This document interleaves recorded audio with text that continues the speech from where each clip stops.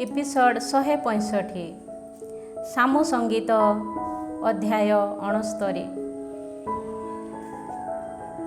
ହେ ଈଶ୍ୱର, ମୋତେ ରକ୍ଷା କର, କାରଣ ହୋଇଛି ଜଳରାଶି ଗଳା ମୋର ପର୍ଯ୍ୟନ୍ତ ଉତ୍ଥିତ। ରଖି ନ ପାରେ ଯେଉଁଠି ପାଦ, ତଦ୍ରୂପ ଗଭୀର ପଙ୍କ ମଧ୍ୟରେ ହୋଇଛି ମୁଁ ନିମଗ୍ନ। କରିଅଛି ମୁଁ ଗଭୀର ଜଳ ମଧ୍ୟକୁ ଆଗମନ, ହୁଏ ମୋ ଉପରେ ପ୍ରଳୟ ଜଳ ଉଚ୍ଛ୍ୱସିତ। ରୋଦନ ଯୋଗୁଁ ମୁଁ କ୍ଳାନ୍ତ, କଣ୍ଠ ମୋର ଅଟେ ଶୁଷ୍କ। ମୋର ଈଶ୍ୱରଙ୍କ ପାଇଁ କରି ଅପେକ୍ଷା, ହେଲା ଚକ୍ଷୁ ମୋର ନିସ୍ତେଜ।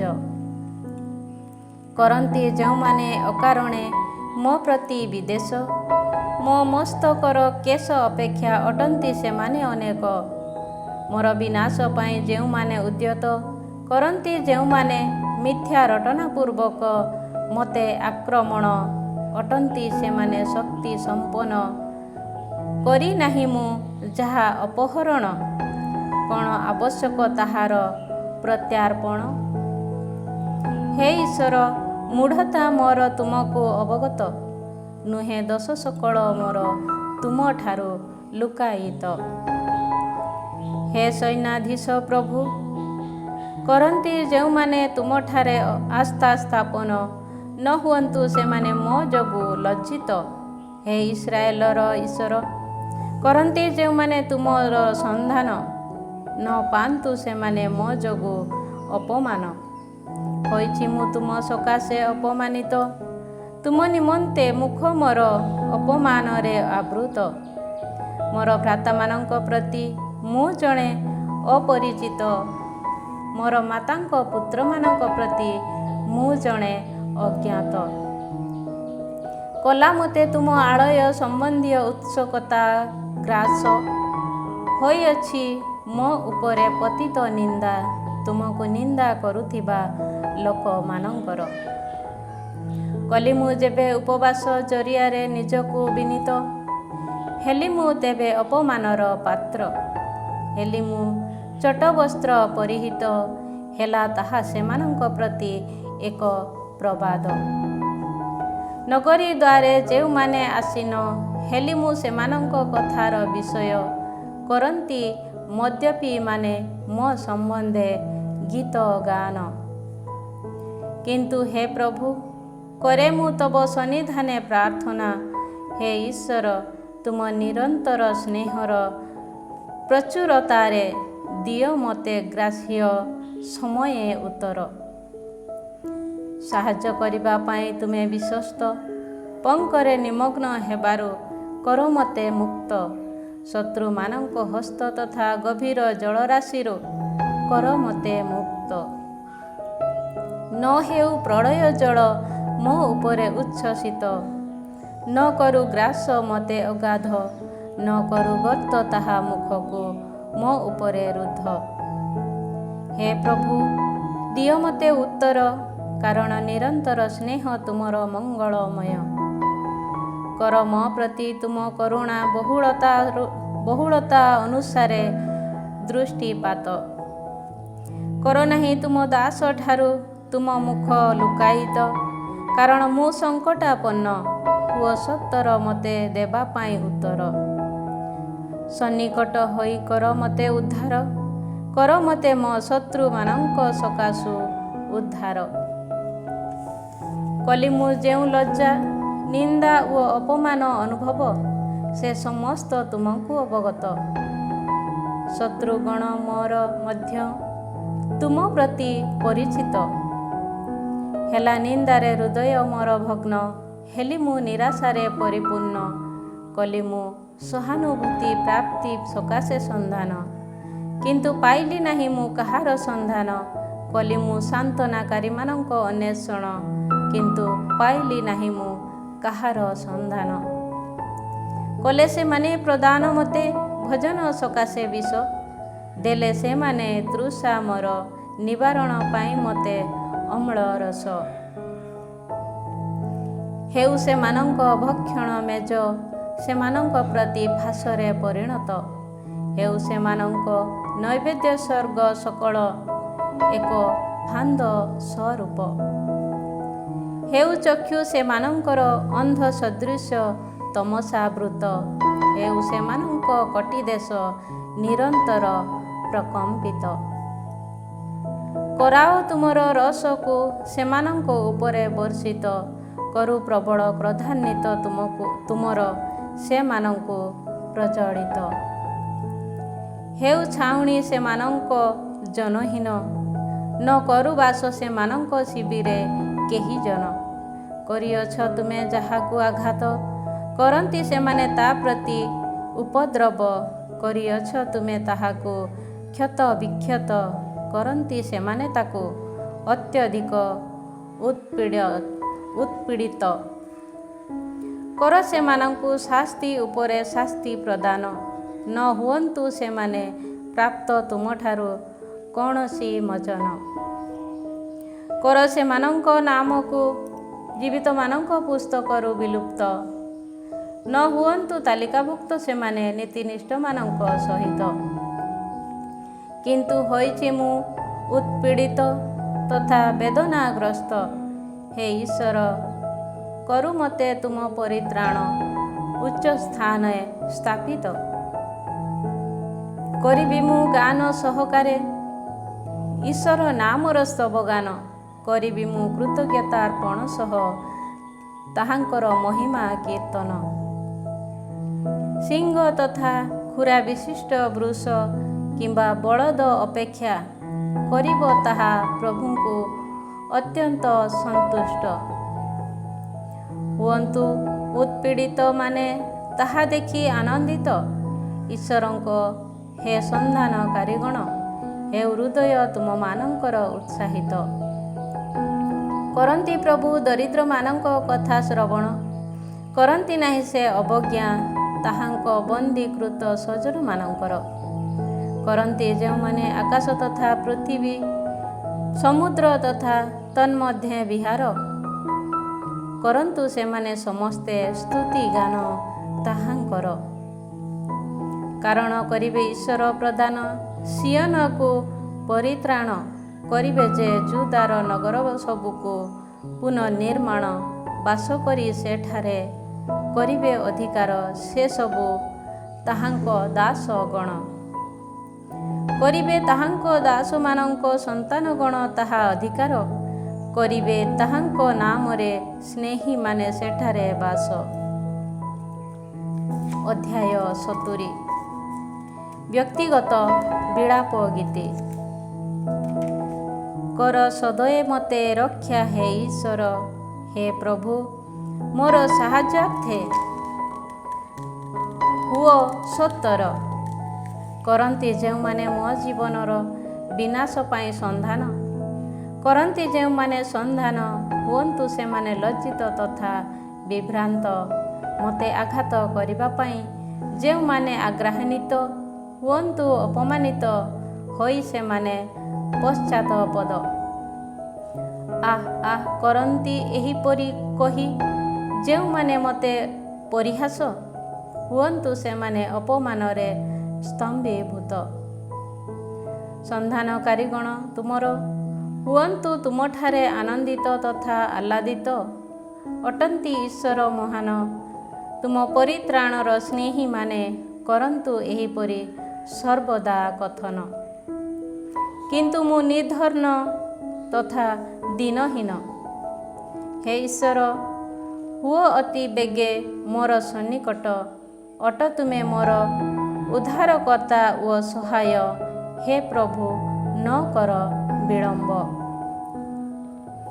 ଅଧ୍ୟାୟ 71।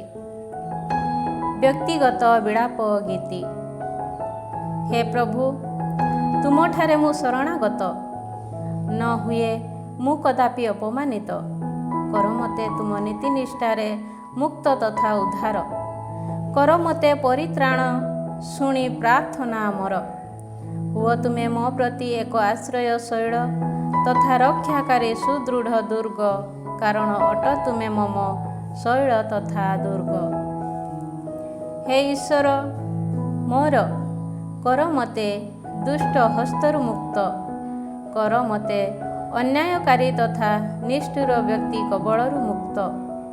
ହେ ପ୍ରଭୁ, ଅଟ ତୁମେ ପ୍ରତ୍ୟାଶା ମୋର, ତୁମେ ଅଟ ହେ ପ୍ରଭୁ ଯୌବନ କାଳରୁ ଭରସା ମୋର। ଜନ୍ମଦିନଠାରୁ ରହେ ମୁଁ ଆଉଜି ଉପରେ ତୁମ, କରିଅଛ ତୁମେ ମାତୃ ଗର୍ଭରୁ ମୋତେ ଗ୍ରହଣ, କରେ ମୁଁ ଅନବରତ ତବ ସ୍ତୁତି ଗାନ।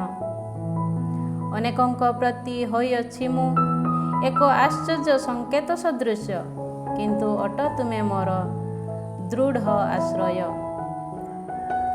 ମୁଖ ମୋର ତବ ପ୍ରଶଂସାରେ ପୂର୍ଣ୍ଣ, ଦିନ ତମାମ ତୁମ ମହିମା ଗାନରେ ପରିପୂରିତ। କର ନାହିଁ ମୋତେ ବୃଦ୍ଧାବସ୍ଥାରେ ପରିତ୍ୟାଗ, ଶକ୍ତିହୀନ ଅବସ୍ଥାରେ ମୋତେ ପରିତ୍ୟାଗ ନ କର। କରନ୍ତି ଶତ୍ରୁଗଣ ମୋର ମୋ ସମ୍ବନ୍ଧେ କଥନ, କରନ୍ତି ଯେଉଁମାନେ ମୋ ଜୀବନ ବିନାଶ ପାଇଁ ନିରୀକ୍ଷଣ, କରନ୍ତି ସେମାନେ ପରସ୍ପର ମଧ୍ୟରେ ଷଡ଼ଯନ୍ତ୍ର। କହନ୍ତି ସେମାନେ, କରିଛନ୍ତି ଈଶ୍ୱର ତାକୁ ପରିତ୍ୟାଗ, ତାର ପଶ୍ଚାତ୍ ଧାବନ ପୂର୍ବକ ତାକୁ ଧର, ତାକୁ ରକ୍ଷା କରିବା ପାଇଁ ନାହିଁ କେହି ତାର। ହେ ଈଶ୍ୱର, ହୁଅ ନାହିଁ ମୋ ଠାରୁ ଦୂର, ହେ ଈଶ୍ୱର ମମ ସାହାଯ୍ୟ କରିବା ପାଇଁ ମୋତେ ହୁଅ ସତର। ହୁଅନ୍ତୁ ଦୋଷାରୋପୀ ଗଣ ମୋର ଲଜ୍ଜିତ ତଥା ସଂହାରିତ, କରନ୍ତି ଯେଉଁମାନେ ଆଘାତ କରିବା ପାଇଁ ମୋତେ ଅନ୍ୱେଷଣ, ହୁଅନ୍ତୁ ସେମାନେ ନିନ୍ଦା ତଥା ଅପମାନରେ ଆଚ୍ଛାଦିତ। କିନ୍ତୁ କରିବି ମୁଁ ସର୍ବଦା ପ୍ରତ୍ୟାଶା ଓ କରିବି ମୁଁ ଅଧିକରୁ ଅଧିକ ତୁମ ପ୍ରଶଂସା। କରିବ ମୁଖ ମୋର ଉଦ୍ଘୋଷଣ, ଦିନ ତମାମ ତୁମ ନୀତିନିଷ୍ଠ କର୍ମାବଳୀ ତଥା ରକ୍ଷଣୀୟ କାର୍ଯ୍ୟ, ସେ ସବୁର ସଂଖ୍ୟା ମୋର ଜ୍ଞାନାତୀତ। ପ୍ରଭୁ ଈଶ୍ୱରଙ୍କ ଶକ୍ତିଶାଳୀ କର୍ମାବଳୀର ସାକ୍ଷୀ ସ୍ୱରୂପ କରିବି ମୁଁ ଆଗମନ, ତୁମର କେବଳ ତୁମ ନୀତି ନିଷ୍ଠାର କରିବି ମୁଁ ସ୍ତବଗାନ। ହେ ଈଶ୍ୱର, ଦେଇଅଛ ତୁମେ ମୋତେ ଯୌବନ କାଳରୁ ଶିକ୍ଷାଦାନ, କରେ ମୁଁ ବର୍ତ୍ତମାନ ସୁଦ୍ଧା ତୁମ ଅଦ୍ଭୁତ କର୍ମାବଳୀ ବିଜ୍ଞାପନ।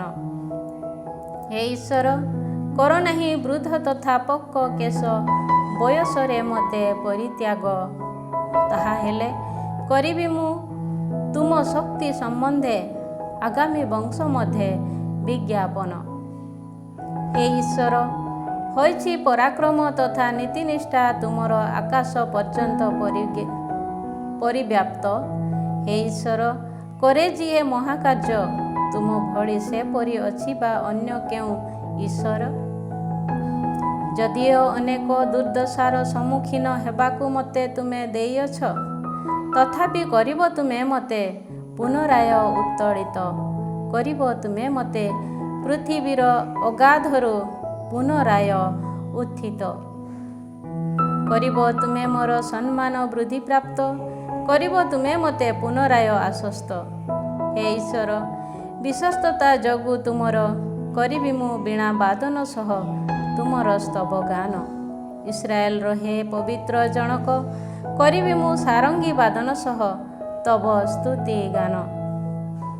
କରିବି ମୁଁ ଯେବେ ସ୍ତବଗାନ ତୁମର ଅଧର ମୋର ଓ ତୁମ ଦ୍ୱାରା ମୁକ୍ତ ଆତ୍ମା ମୋର, କରିବ ତେବେ ସାନନ୍ଦେ ଚିତ୍କାର। ତୁମର ନୀତିନିଷ୍ଠ ସାହାଯ୍ୟ ସମ୍ବନ୍ଧେ କରିବ ଜିହ୍ୱା ମୋର ନିରନ୍ତର କଥନ, କାରଣ ଆଘାତ କରିବା ପାଇଁ କରିଥିଲେ ଯେଉଁମାନେ ମୋର ସନ୍ଧାନ, ହେଲେ ସେମାନେ ଲଜ୍ଜିତ ତଥା ଅପମାନିତ। ଅଧ୍ୟାୟ 72। ମେସିହା ସାମ। ହେ ଈଶ୍ୱର, କର ପ୍ରଦାନ ରାଜାଙ୍କୁ ତୁମର ନୀତିବୋଧ ଓ ରାଜପୁତ୍ରଙ୍କୁ ନୀତିନିଷ୍ଠା ତୁମର। କରନ୍ତୁ ସେ ତବ ସ୍ୱଜନମାନଙ୍କ ଉପରେ ନୀତିନିଷ୍ଠାର ସହ ବିଚାର ଓ କରନ୍ତୁ ସେ ତୁମ ନିର୍ଦ୍ଧନମାନଙ୍କ ଉପରେ ନୀତିବୋଧ ପୂର୍ବକ ବିଚାର। କରୁ ଉତ୍ପାଦନ ପର୍ବତ ସକଳ ଜନତା ଉଦ୍ଦେଶ୍ୟ ଐଶ୍ୱର୍ଯ୍ୟ, କରୁ ପାହାଡ଼ ସମୂହ ନୀତିନିଷ୍ଠା ପୂର୍ବକ ଉତ୍ପାଦ ଐଶ୍ୱର୍ଯ୍ୟ। କରନ୍ତୁ ସେ ଜନତା ମଧ୍ୟରେ ଥିବା ଦରିଦ୍ରମାନଙ୍କ ପକ୍ଷ ସମର୍ଥନ। କରନ୍ତୁ ସେ ପ୍ରଦାନ ଦିନହୀନମାନଙ୍କୁ ମୋଚନ ଓ କରନ୍ତୁ ଅତ୍ୟାଚାରୀଙ୍କୁ ବିଚୂର୍ଣ୍ଣ। ସୂର୍ଯ୍ୟ ତଥା ଚନ୍ଦ୍ର ତିଷ୍ଠି ରହିବା ପର୍ଯ୍ୟନ୍ତ ହୁଅନ୍ତୁ ସେ ସମସ୍ତ ବଂଶାନୁକ୍ରମେ ଜୀବିତ। ହୁଅନ୍ତୁ ସେ କଟା ଘା ଉପରେ ପଡ଼ୁଥିବା ବୃଷ୍ଟି ସଦୃଶ ଓ ପୃଥିବୀ ପୃଷ୍ଠକୁ ସିକ୍ତ କରୁଥିବା ବର୍ଷା ତୁଲ୍ୟ। ହେଉ ତାଙ୍କ ସମୟ ନୀତିନିଷ୍ଠା ବୃଦ୍ଧି ପ୍ରାପ୍ତ, ଯେ ପର୍ଯ୍ୟନ୍ତ ତିଷ୍ଠି ରହେ ଚନ୍ଦ୍ର। ହେଉ ତାହା ସେ ପର୍ଯ୍ୟନ୍ତ ପରିବର୍ତ୍ତିତ। ସମୁଦ୍ର ପର୍ଯ୍ୟନ୍ତ, ନଦୀଠାରୁ ପୃଥିବୀର ସୀମା ସରହଦ ପର୍ଯ୍ୟନ୍ତ କରନ୍ତୁ ସେ ବିସ୍ତାର ତାଙ୍କ କର୍ତ୍ତୃତ୍ୱ। କରନ୍ତୁ ବିରୋଧୀମାନେ ତାଙ୍କ ସମ୍ମୁଖେ ପ୍ରଣିପାତ, ଚାଟନ୍ତୁ ଧୂଳି ତାଙ୍କ ଶତ୍ରୁଗଣ। କରନ୍ତୁ ତାଙ୍କ ଖଞ୍ଜଣା ପ୍ରଦାନ। ତାର୍ଷିଶ ଓ ଦ୍ୱୀପ ସକଳର ରାଜବୃନ୍ଦ ଘେନି ଯାଆନ୍ତୁ ସେବା ଓ ସେବାର ରାଜବୃନ୍ଦ ଉପହାର। କରନ୍ତୁ ସମସ୍ତେ ରାଜା ତାଙ୍କ ସମ୍ମୁଖେ ସାଷ୍ଟାଙ୍ଗ ପ୍ରଣିପାତ, ହୁଅନ୍ତୁ ସମସ୍ତ ଜାତି ତାଙ୍କର ସେବାରତ। କରନ୍ତି ସେ ନିବେଦନକାରୀ ଦିନହୀନ ଓ ନିଃସହାୟ ନିର୍ଦ୍ଧନକୁ ଉଦ୍ଧାର।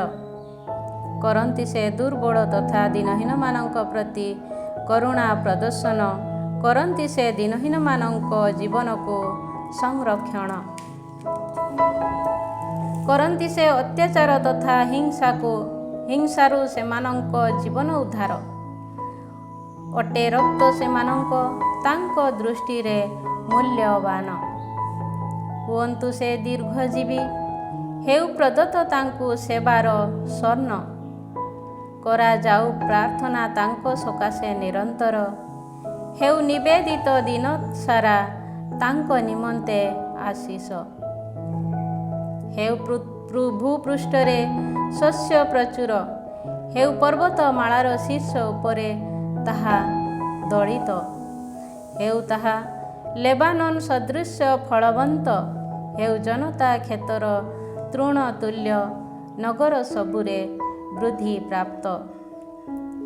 ନାମ ତାଙ୍କର ଚିରକାଳ ବ୍ୟାପୀ ତିଷ୍ଠି ରହୁ, ସୂର୍ଯ୍ୟ ଥିବା ପର୍ଯ୍ୟନ୍ତ ସୁନାମ ତାଙ୍କର ବଜାୟ ରହୁ।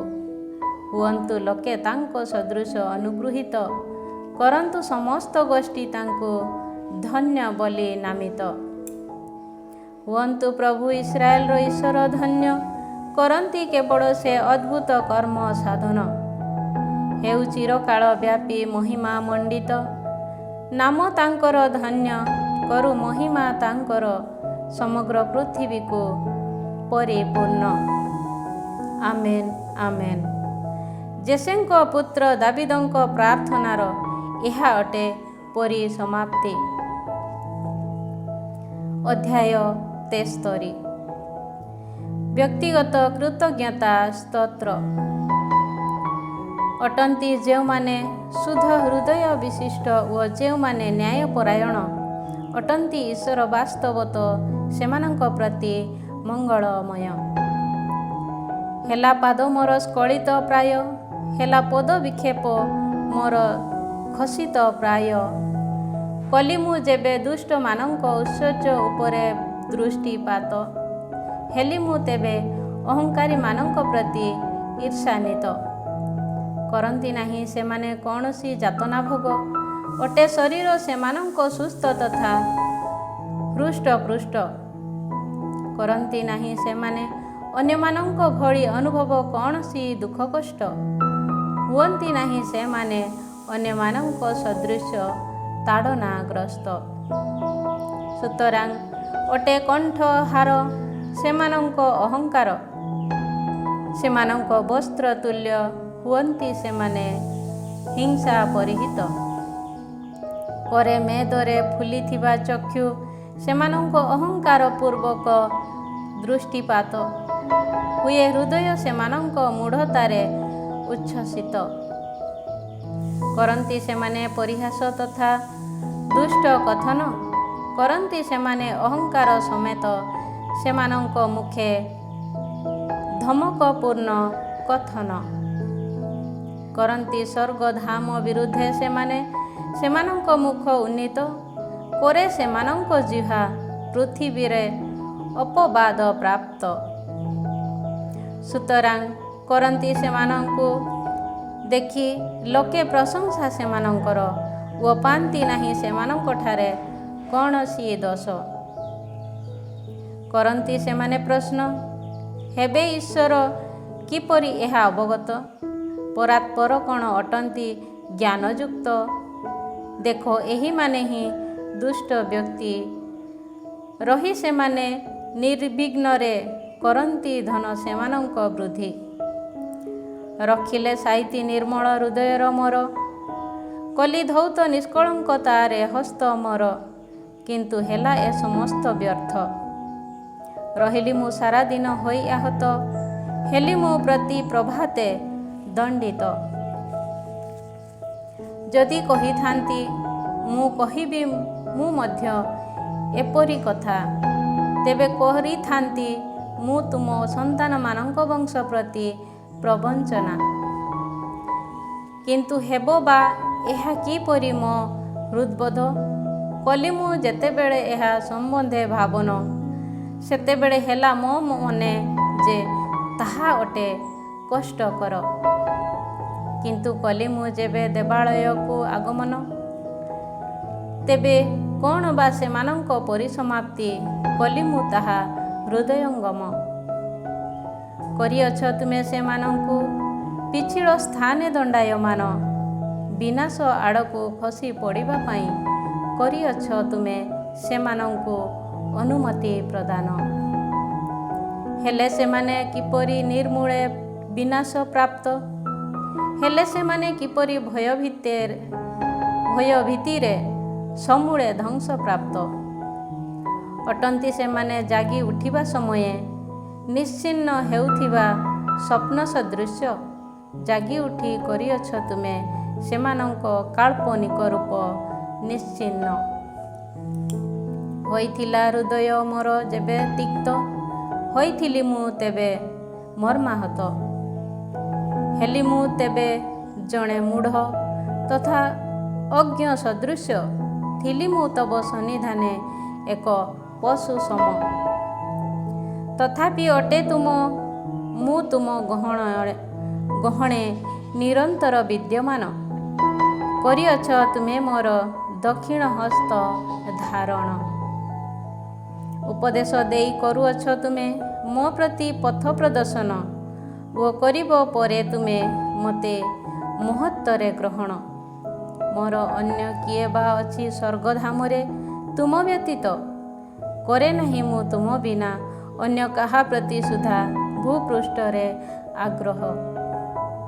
ହୋଇପାରେ ଶରୀର ତଥା ମନ ମୋର କ୍ଷୟ ପ୍ରାପ୍ତ, କିନ୍ତୁ ଅଟନ୍ତି ଈଶ୍ୱର ଶକ୍ତି ମୋ ହୃଦୟର, ଅଟନ୍ତି ସେ ସର୍ବଦା ଅଂଶ ବିଶେଷ ମୋର। କାରଣ ହୁଅନ୍ତି ଯେଉଁମାନେ ତୁମ ସମୀପରୁ ଦୂର, ହେବେ ସେମାନେ ବିନାଶଗ୍ରସ୍ତ। ହୁଅନ୍ତି ଯେଉଁମାନେ ତୁମ ପ୍ରତି ଅବିଶ୍ୱସ୍ତ, କରିବ ତୁମେ ସେମାନଙ୍କୁ ବିଧ୍ୱସ୍ତ। କିନ୍ତୁ ଈଶ୍ୱରଙ୍କ ସହ ସଂଯୁକ୍ତ ହେବା ମୋ ପ୍ରତି ମଙ୍ଗଳମୟ।